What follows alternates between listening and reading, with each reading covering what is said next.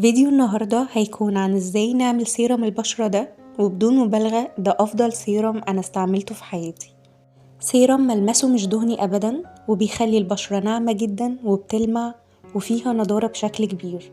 ده غير انه لجميع انواع البشرة وما بيسببش اي حبوب ابدا. يلا نبدأ على طول الفيديو.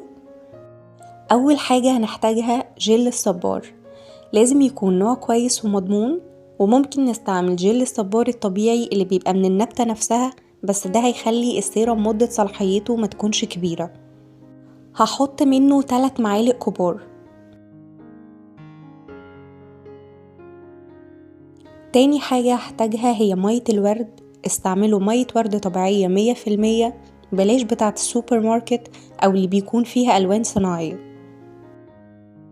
هحط منها 3 معالق كبار.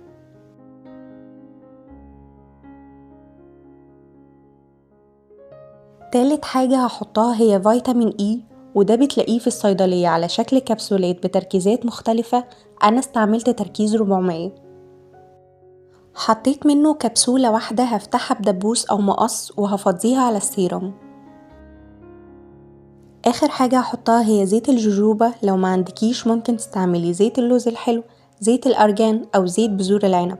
بلاش نستعمل زيت جوز الهند لأنه من الزيوت الكوموديجينيك، بمعنى إنه بيسبب انسداد في مسام البشرة لو استعملناه بصفة يومية، وده طبعا سبب أساسي في ظهور الحبوب. حطيت منه معلقة واحدة صغيرة جدا، وهقلب لحد ما كله يختلط بشكل كويس قوي والاقيه تقل وبقى كريمي.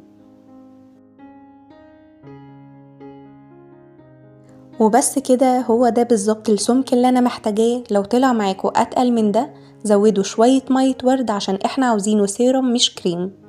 هجيب دلوقتي ازازة فاضية او علبة عشان احفظ فيها السيرم. لو استعملتي جل الصبار زي اللي انا استعملته ده، هيكون مدة صلاحية السيرم من 2 ل3 شهور في درجة حرارة الأوضة العادية. انما لو هنستعمل الجل من النبتة هيكون مدة صلاحيته من 2 ل3 أسابيع لو حفظناه في التلاجة. وبكده بقى عندنا سيرم حلو جدا، هنستعمله مرة الصبح ومرة بالليل، هندلكه على بشرتنا لحد ما تتشربوا. البشرة بتمتصه بكل سهولة وما بيسيبش أي أثر دهني. السيرم ملمسه مش دهني أبدا، بينفع لجميع أنواع البشرة وما بيسببش أي حساسية ولا حبوب. استخدموه وأوعدكم إنكم هتلاقوا بشرتكم ناعمة جدا من أول استخدام، وبعد أسبوع بالظبط هتلاقوا بشرتكم بتلمع قوي وفيها نضارة تحفة. لو عجبكم الفيديو ده ما تنسوش تعملوا لايك وسبسكرايب، ولو جربتوه اكتبولي رأيكم ايه عنه في الكومنتات. اشوفكم في فيديو جديد عن قريب ان شاء الله. باي.